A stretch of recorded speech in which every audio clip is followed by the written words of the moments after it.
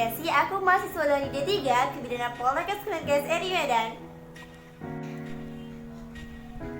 Oke, jangan lupa klik tombol subscribe, aktifin notifikasinya, like, comment, and share. Thank you. Nah, berhubung aku ini mahasiswa kebidanan, jadi di channel YouTube aku yang pertama kali ini aku tuh mau bahas khusus tentang perempuan, terutama tentang kesehatan reproduksi pada ibu hamil. Kenapa? Karena selama aku dinas di lapangan, selama aku dinas di klinik, di puskesmas, atau bahkan di rumah sakit, sebenarnya nih banyak banget pertanyaan-pertanyaan dari ibu hamil atau bahkan pasangan suami istri yang ingin ditanyakan. Tapi karena bersifat privacy, jadi mereka tuh agak malu untuk mempertanyakannya. Misalnya nih, aku ambil tema, boleh gak sih seorang ibu hamil itu melakukan hubungan seksual? Nah, sebenarnya pertanyaan ini mulai dari anak SMA, mulai dari mahasiswa, pranikah, atau bahkan pasangan suami istri lainnya. Memang pertanyaan ini lazim ya didengar, cuman agak gimana gitu. Nah, untuk kalian yang mau tahu apa aja sih pertanyaannya, apa aja jawabannya, kita langsung masuk ke pertanyaan yang pertama.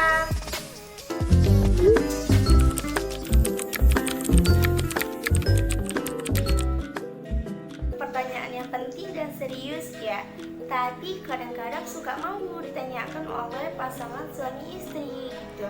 Mungkin ya karena sifatnya yang privasi.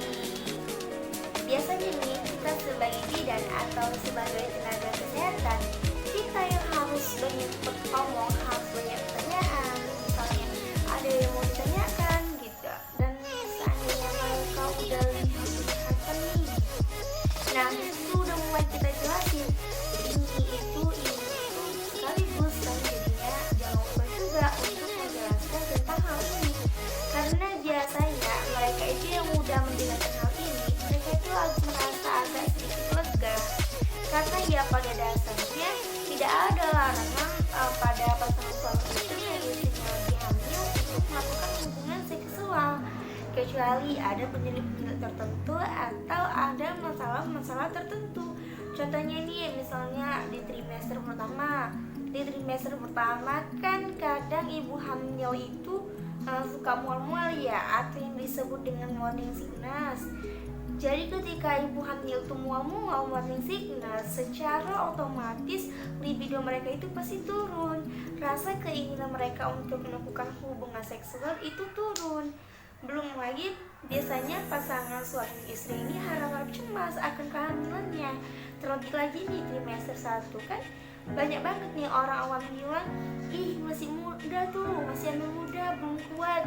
Jadi secara alam bawah sadar mereka, ya mereka berpikir ya udah yuk puasa dulu gitu, daripada nanti kenapa-kenapa, daripada nanti bayinya kenapa-kenapa, ya udah puasa dulu nggak apa-apa. Padahal ya sebenarnya nggak ada masalah, selagi tidak ada masalah ya aman-aman aja gitu.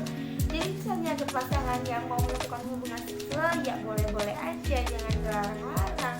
Kecuali yang benar-benar ada masalah, contohnya nih pada misalnya SD ada flek-flek di dalam rahim, kayaknya bidan itu menyarankan, bilang gini, jangan berhubungan dulu ya, jangan banyak-banyak gerak dulu, atau jangan banyak-banyak jalan dulu. Nah itu dia yang tidak boleh gitu. Jadi kalau ingin tahu, kadang-kadang Anda pasangan suami istri tidak tahu, makanya kita sebagai bidan harus sesering mungkin menginformasikan kepada pasangan suami istri untuk sesering mungkin membacakan kehamilannya, karena memang ada kadang-kadang perdarahan di dalam rahim yang belum sampai ke bawah.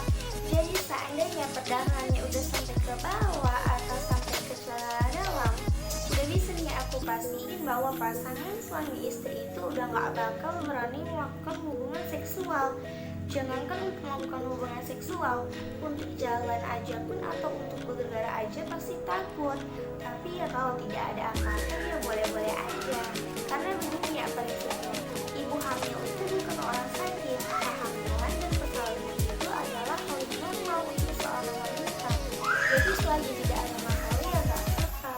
Kecuali ada hal-hal tertentu, misalnya ada flek, ada nyeri, ada kontraksi dalam rahim. Nah itu yang tidak boleh gitu. Jadi ibu hamil itu apa aja boleh, boleh naik mobil boleh,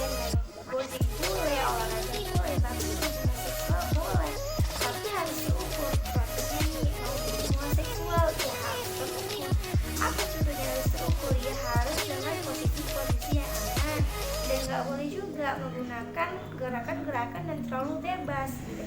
Jadi seandainya misalnya ada ibu hamil yang suka olahraga nih, dia mau olahraga ya jangan dilarang-larang gitu.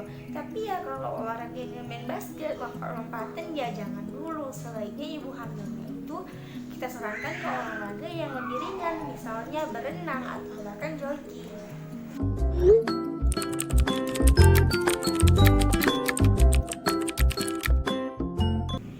Selama kehamilannya itu normal, selama ibu itu baik-baik aja, dan selama bidan itu melihat tidak ada nih gejala-gejala atau tanda-tanda bahaya, ya boleh-boleh aja. Tapi aku mau tekankan sekali lagi, harus dalam keadaan terukur. Terukur nih maksudnya ya dalam batas normal dan ya sewajarnya, namanya juga ibu lagi hamil gitu. Memang harus diakui kebutuhan berhubungan itu ya termasuk kebutuhan batininya.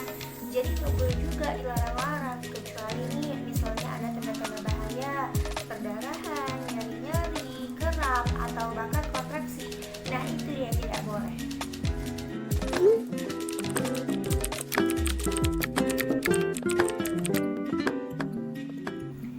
Di dalam sperma itu kan ada hormon yang namanya hormon prostaglandin nih. Nah hormon prostaglandin ini fungsinya untuk menimbulkan adanya kontraksi. Biasanya kan secara normal kontraksi itu ada ketika ibu sudah memasuki trimester 3. Tapi ada di pengalaman datang ibu tiba-tiba aduh sakit, ada kontraksi nyeri-nyeri. Nah pas kita tanya ternyata benar 1 atau 2 hari yang lalu mereka itu baru aja melakukan hubungan. Makanya bidan itu biasanya menyarankan ketika pasangan suami istri ingin melakukan hubungan di trimester 1 atau trimester 2, sebaiknya melakukan ejakulasinya itu di luar vagina atau biasanya disebut senggama terputus, atau boleh juga nih memakai pelindung misalnya kondom gitu. Jadi bidan itu menyarankan hal itu boleh dilakukan ketika istri sudah memasuki trimester 3. Kenapa? Karena hormon prostaglandin tadi balik ke fungsinya untuk menimbulkan kontraksi secara alami. Jadi persalinan bisa berlangsung lebih cepat, pembukaan juga bisa cepat.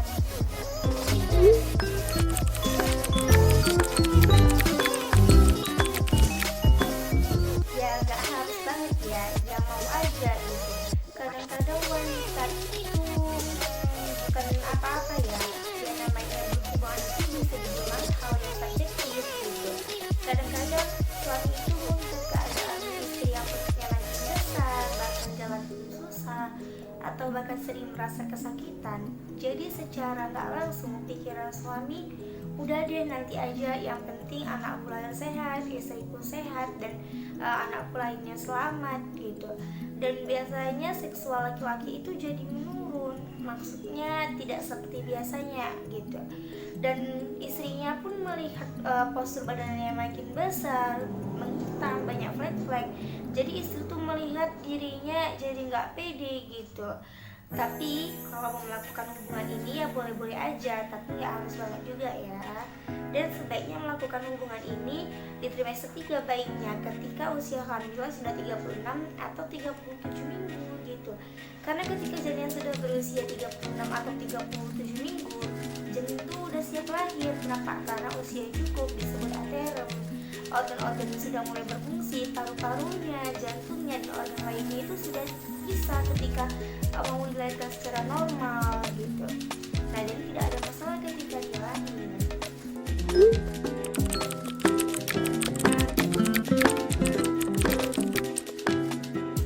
Ya, ketika pasangan suami istri mau melakukan hubungan seksual, yang harus diperhatikan adalah kebersihan alat genitalnya.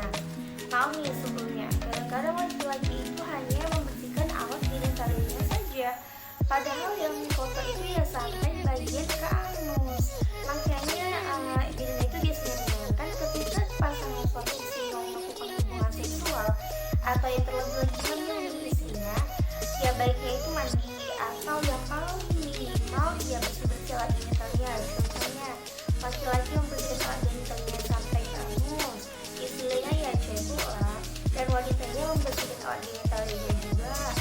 Kenapa? Karena hubungan seksual tidak baik itu akan menjadi bumerang. Contohnya nih, ketika istri lagi hamil, ada kuman atau bakteri yang terdorong ke dalam sehingga menggerogoti selaput ketuban. Jadi ini bisa menyebabkan keluarga tadi bisa membuka persalinan.